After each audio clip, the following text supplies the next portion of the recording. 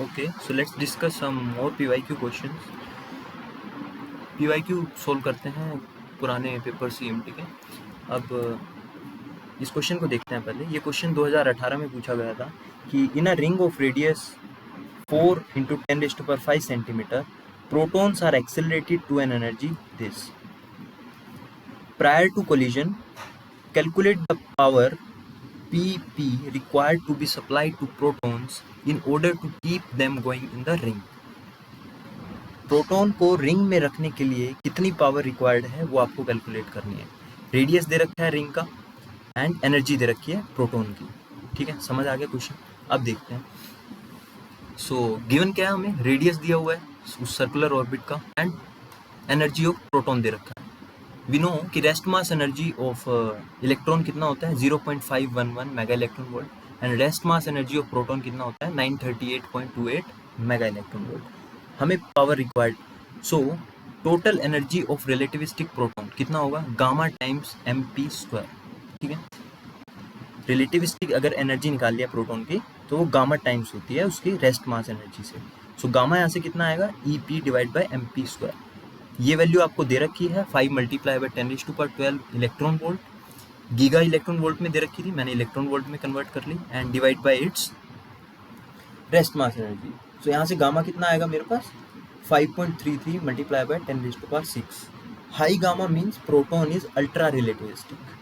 So ultra relativistic means V is approximately equal to C, or you can say your beta is 1. ठीक है, so power radiated by charge particle undergoing circular motion कितना होता है? Last video में हमने cover किया था इसको कि it is 2E² C divide by 3 gamma power 4 divide by R²। ये फॉर्मूला कैसे आया था मेरे पास? जब मैंने अपना ट्रांसफॉर्मेशन किया था एक्सेलरेशन का, gamma square times A and acceleration कितना होता है सर्कुलर मोशन में v²/r and v is comparable to c for ultra relativistic electron, so acceleration becomes c²/r. Put this value of a here, you will get new transformed acceleration, so it is gamma square c²/r. put this value of a² इन उस फॉर्मूले में रखना था and आपके पास ये result आता है। ठीक है, सो इस फॉर्मूले को याद भी रखो, power radiated by charge particle undergoing circular motion. Synchrotrons वगैरह के क्वेश्चन इसी से सोल्व होते हैं।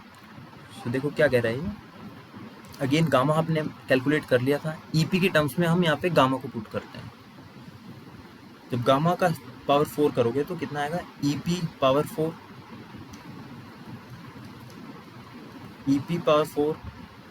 मास m⁴ C⁴ जब इसका स्क्वायर करोगे एंड R² मेरा पहले से था। ठीक है इतना।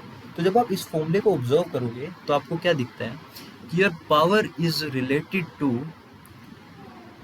Energy directly proportional to energy power 4 divide by mass power 4। Mass पे कैसे डिपेंड कर रहा है? Inversely proportional to 1/m⁴ and radius of circular orbit पे कैसे डिपेंड कर रहा है 1/r² से। ठीक है, put all the values of constants, आपके पास वैल्यूज आ जाएंगी। देखो आपको एनर्जी दे रखी है प्रोटॉन की 5.5 समथिंग गीगा इलेक्ट्रॉन वोल्ट्स में, मास आपको प्रोटॉन का पता है, रेडियस दे रखा है सर्कुलर ऑर्बिट का, चार्ज पता है आपको प्रोटॉन का, सी की वैल्यू पता है 2/3 पता है, तो आप पावर रेडिएटेड निकाल लोगे। ठीक है, पावर रेडिएटेड सारी वैल्यूज यहाँ पे पुट कर दो, सब वैल्यूज आपको पता है, तो आपके पास आपका आंसर आ जाएगा। अब नेक्स्ट क्वेश्चन देखते हैं। इसी में पार्ट बी दिया हुआ था कि if the same ring is used to accelerate electrons. Same ring का मतलब क्या है?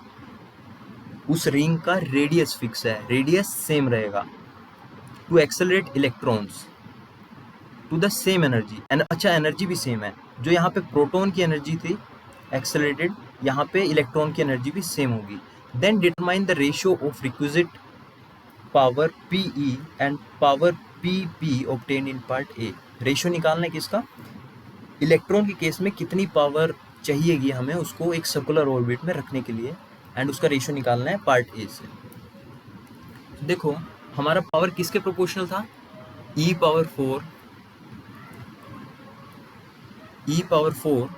m², m⁴ r²।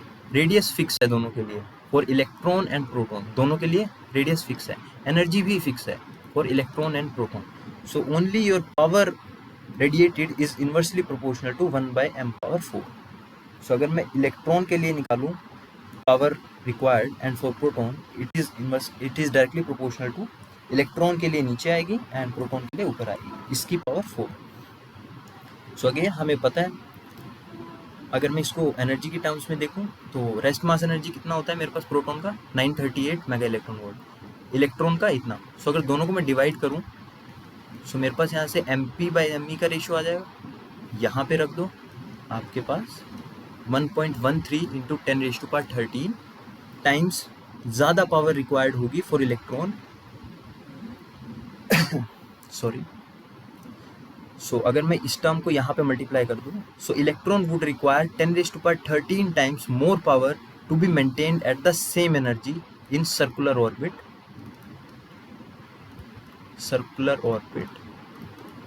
Of same radius. ठीक है.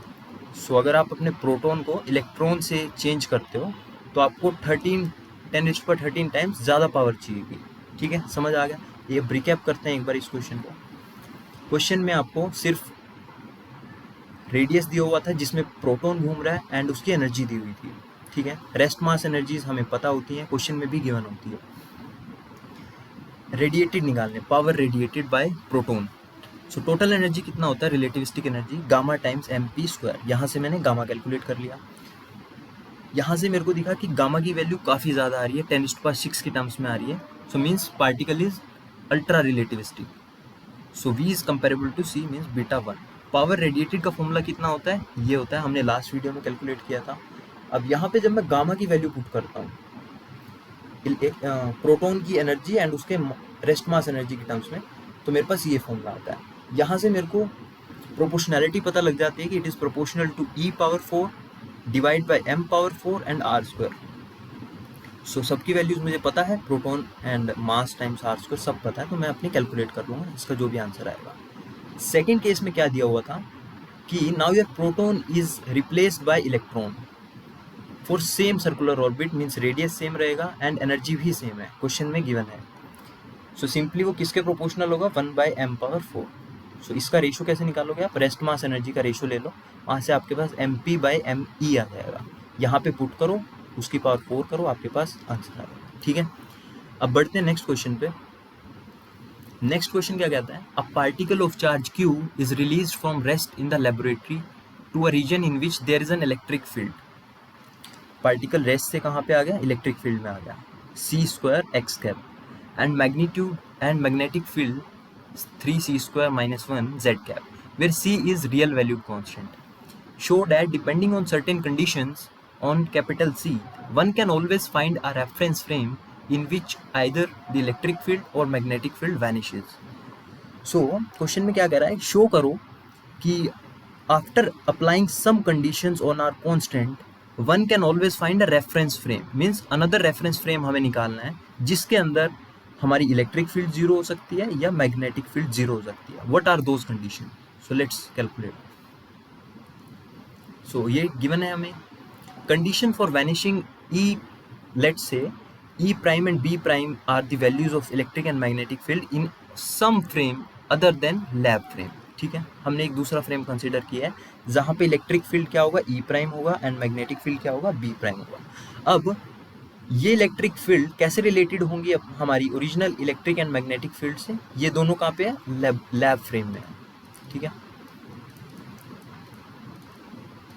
So electric and magnetic field of some frame is related to our electric and magnetic fields of lab frame like this. ठीक है, transformation से E' कितना होगा, gamma times original E plus v⁻v minus गामा² upon gamma +1 v vector v.e. ये equations आपको याद होनी चाहिए. सिमिलरली b कैसे चेंज करेगा, gamma times b minus v⁻e by c² minus गामा² अपॉन गामा +1 टाइम्स दिस. जहाँ पे v क्या है, where v is the velocity of our reference frame chosen in some frame, our reference frame, the frame which we have chosen. ठीक है, so case 1 क्या है, उसने कहा लेट से हम बारी बारी से एक बार इलेक्ट्रिक फील्ड को वैनिश करते हैं एंड एक बार मैग्नेटिक फील्ड को वैनिश करते हैं। सो ई प्राइम जीरो हो जाएगा, मीन्स ठीक है, इसको जीरो पुट कर दो।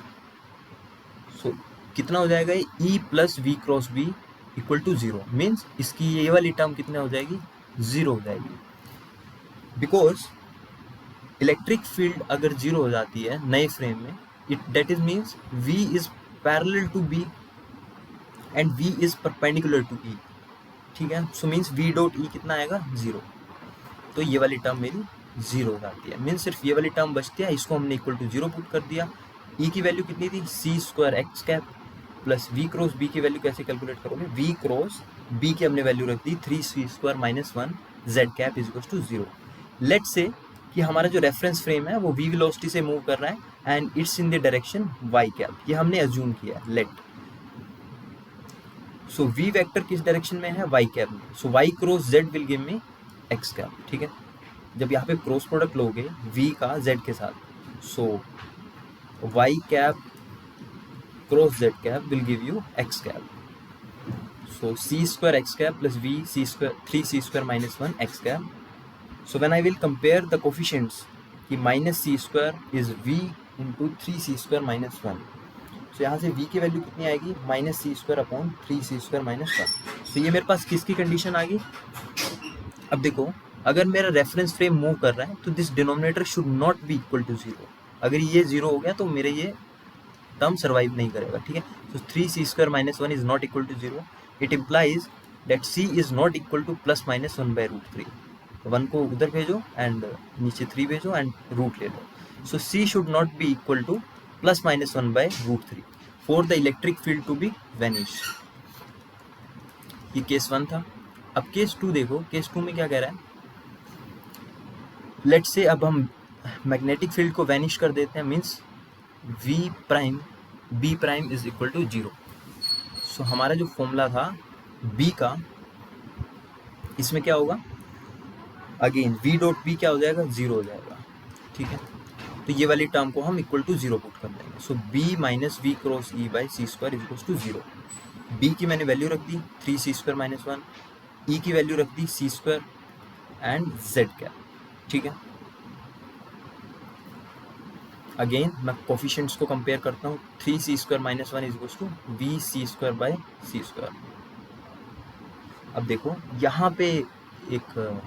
यहाँ पे थोड़ा सा ध्यान देना कि जब आप b प्राइम का फॉर्मूला लिखोगे तो v cross e divide by c², ये स्मॉल c है, यहाँ पे स्पीड ऑफ लाइट है ये, ठीक है। यहाँ पे थोड़ा ध्यान रखना, small c and capital c में। तो यहाँ पे capital c² divide by small c² है, ठीक है। तो मैंने इसको काटा नहीं है। सो कितना आएगा, 3c² - 1, स्मॉल c ऊपर एंड कैपिटल c नीचे। तो ये वेलोसिटी आ गई। इसके केस में क्या होना चाहिए, c should not be equal to zero. So ये कंडीशन, तो हमने कंडीशंस डिराइव कर ली अपनी for different case in which, जहाँ पे एक बार इलेक्ट्रिक फील्ड वैनिश हो रहा था एंड मैग्नेटिक फील्ड वैनिश हो रहा था। व्हाट आर दोज कंडीशंस, सो आप कंडीशन बता दोगे। Determine the trajectory of the particle in laboratory when your constant is greater than 1 and q is less than 0। तो ट्रेजेक्टरी कैसे निकालोगे, देखो, trajectory of particle when it is in laboratory frame when c is greater than 0 and charge is less than 0. So Lorentz frame governs the motion.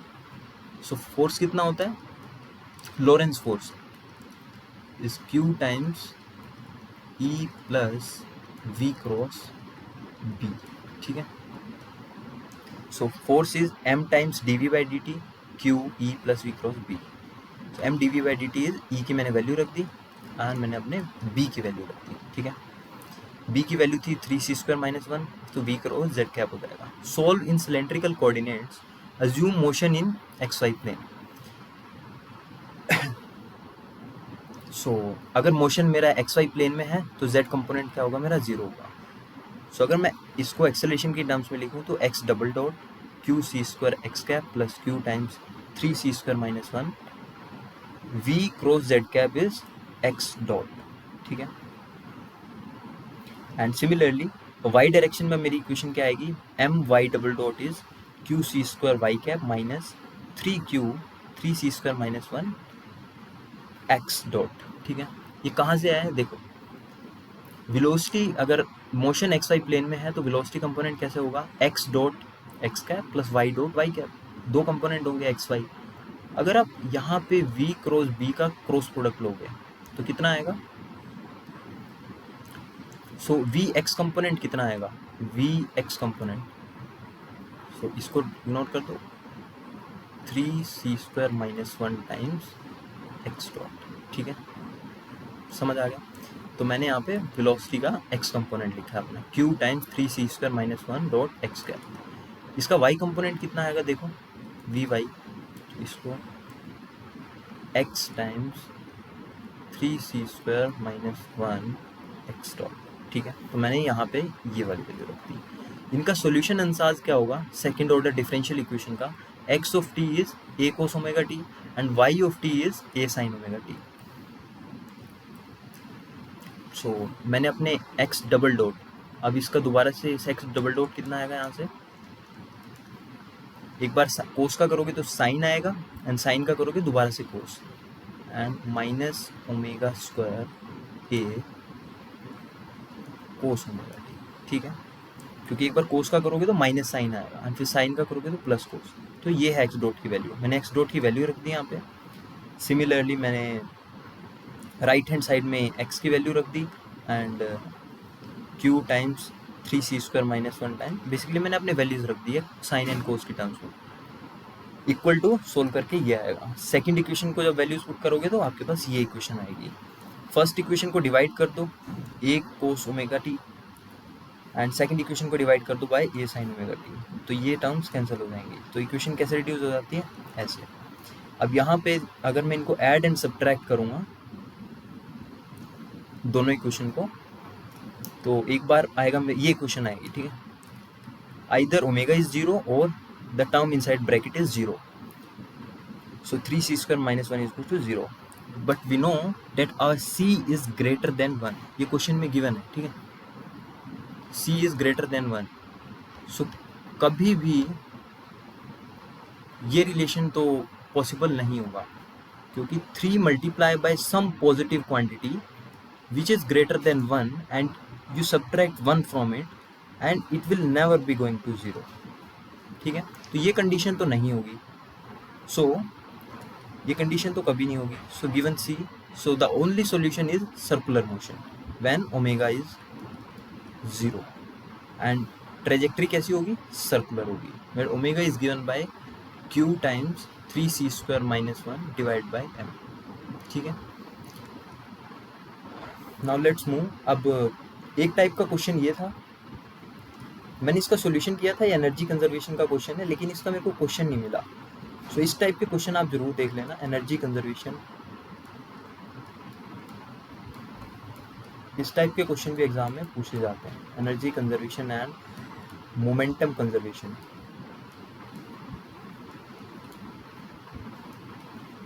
जिसमें क्या करना होता है आपको, दो एनर्जी कंजर्वेशन में एनर्जी कंजर्व करनी होती है, energy before collision and after collision, and similarly आपको मोमेंटम में क्या करना होता है, initial momentum is equal to final momentum.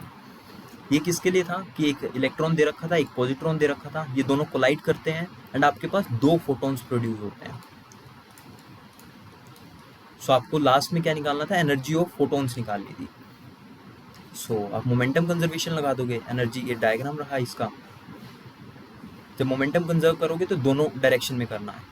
अगर ये जो मेरा फोटोन 1 है ये एक आर्बिट्ररी डायरेक्शन में जा रहा है, तो इसके 2 कंपोनेंट होंगे, एक लेट्स से ये y कंपोनेंट एंड एक ये x कंपोनेंट। ठीक है, तो उसको ब्रेक कर लेना है एंड दोनों मोमेंटम्स को इक्वल कर देना। सो लास्ट में आपके पास एनर्जी आ जाएगी अपने फोटोन्स की। ठीक है, अब देखो क्वेश्चन नंबर 1 देखते हैं, एक और क्वेश्चन है। ये सारे PYQ के क्वेश्चन है, हर ईयर में, ये एग्जैक्टली नहीं पता मेरे को किस ईयर में आए हैं, लेकिन मैंने बुकलेट से उठाए हैं। ठीक है, so an electron is release from rest and allowed to fall under the influence of gravity, assuming non relativistic motion, use the Larmor power expression to work out the fraction of potential energy of the electron dissipated as radiation during the first centimetre of its free fall.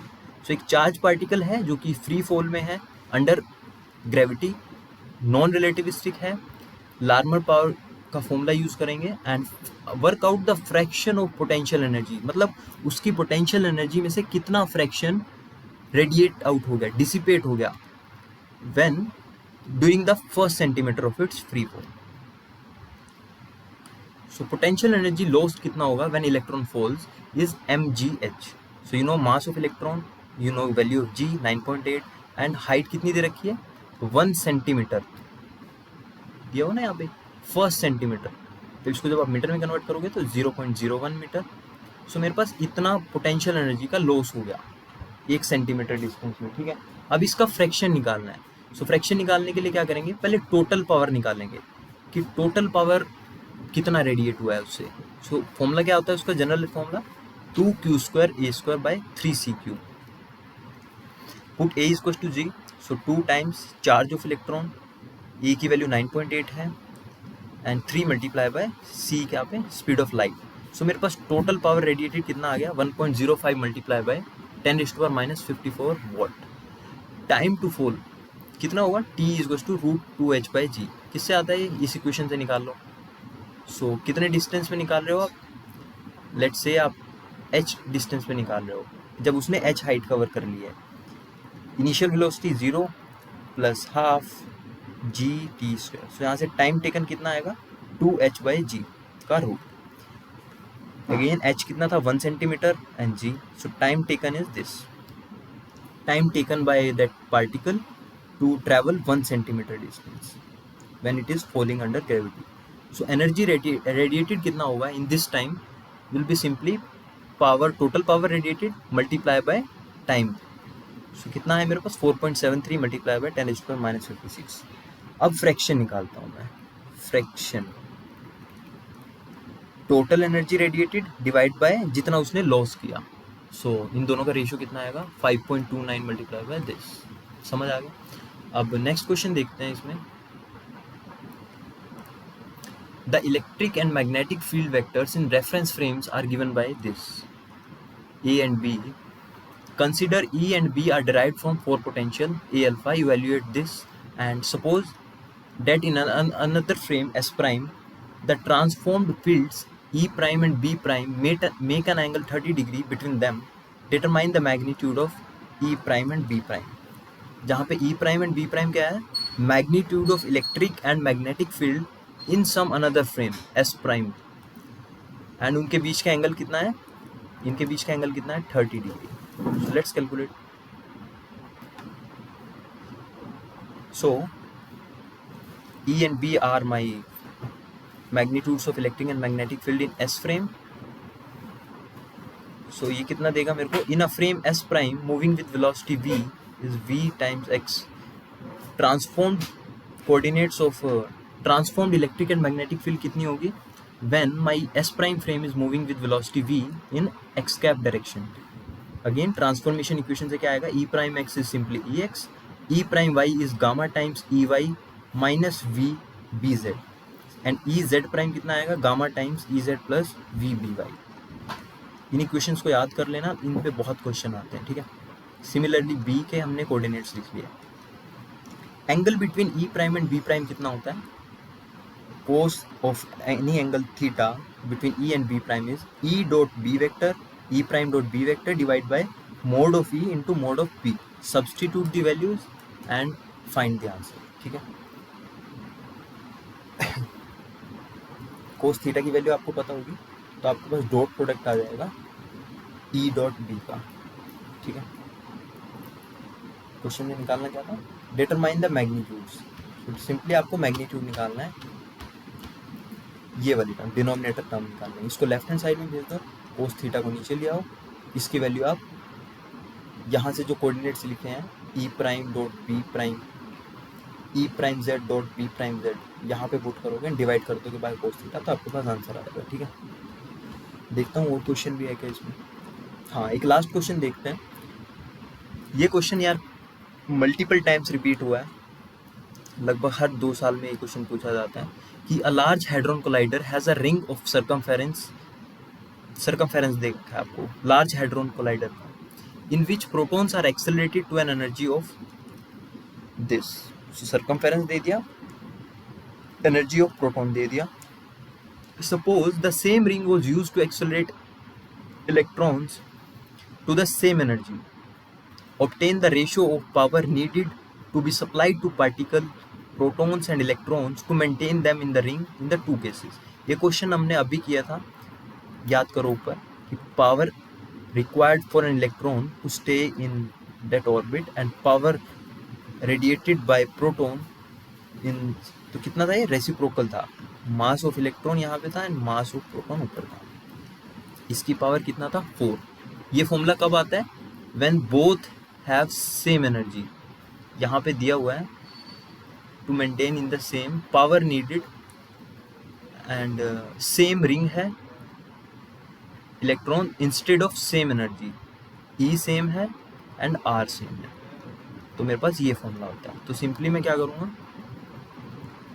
Gamma, again gamma को अगर आप मास की terms में change करोगे तो कितना आएगा, mass of electron to mass of proton. So gamma कितना होता है, E P divide by mass of proton C square, sorry, so proton का ऊपर आएगा एंड इलेक्ट्रॉन का नीचे आएगा। इन दोनों का रेशो करोगे तो वी नो कि मास ऑफ प्रोटॉन कितना होता है, 1836 times mass of electron. So M P by M E कितना हो गया मेरे पास, 1836। 1836 की पावर 4 करोगे तो ये आपके पास आंसर आ जाएगा। ठीक है, तो यार इतना ही रखते हैं ईएमटी में। हमने अराउंड, देखो अगर हम थोड़ा सा समराइज करें तो अराउंड टोटल 5 डेरिवेशंस मैंने बताई थी, हमने उन 5 डेरिवेशंस को कवर किया है अपनी वीडियोस में। ठीक है, एंड हमने 2 से 3 पेपर सोल्व किए हैं पीवाईक्यू के, 2018 के, 2019 के एंड सम क्वेश्चन जो उससे भी पुराने पेपर्स में आए थे। तो हमने इतना सफिशिएंट है, अपने ट्यूब के क्वेश्चन रिवाइज कर लो, इतना कर लो, बहुत है, ईएमटी में अच्छा करके आओगे। ठीक है, सो थैंक यू यार, इतना ही रखते हैं इस वीडियो में।